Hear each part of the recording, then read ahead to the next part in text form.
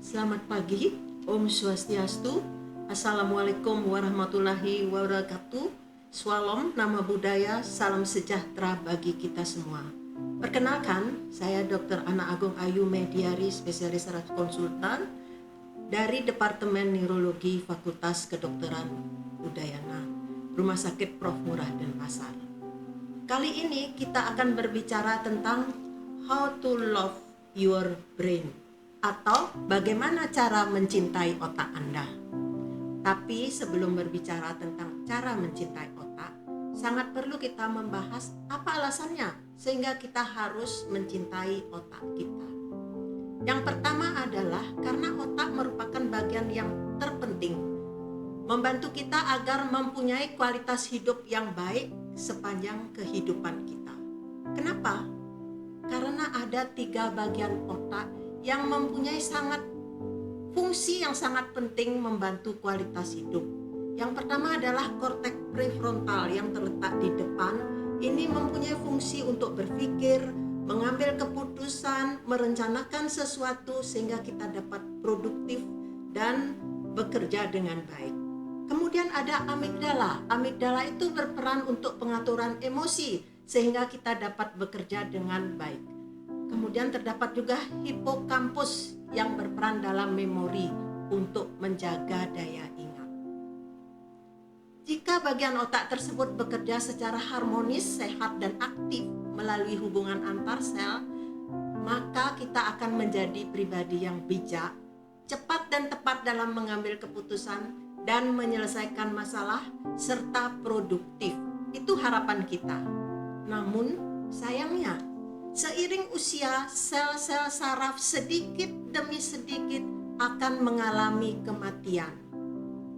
Karena itu, kita harus menjaga otak dan memberikan cinta dan perhatian agar walaupun sel saraf tersebut sedikit demi sedikit mengalami kematian seiring usia, namun fungsi-fungsinya tetap terjaga dengan baik. Fungsi-fungsi yang hebat tersebut tetap terjaga dengan baik sehingga kualitas hidup kita akan tetap baik. Bagaimana caranya?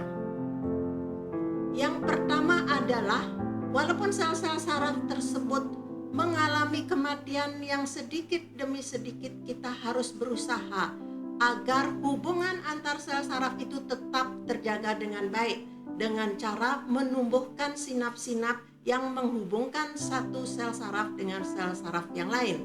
Yang satu adalah dengan melakukan stimulasi kognisi, stimulasi terhadap kecerdasan kita, yang menyebabkan sinap sel neuron tersebut tumbuh membuat jaringan sel yang kuat. Caranya bagaimana?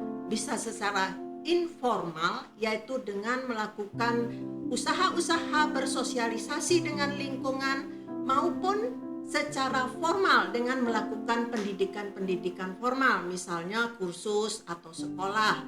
Kemudian yang kedua adalah exercise atau olahraga.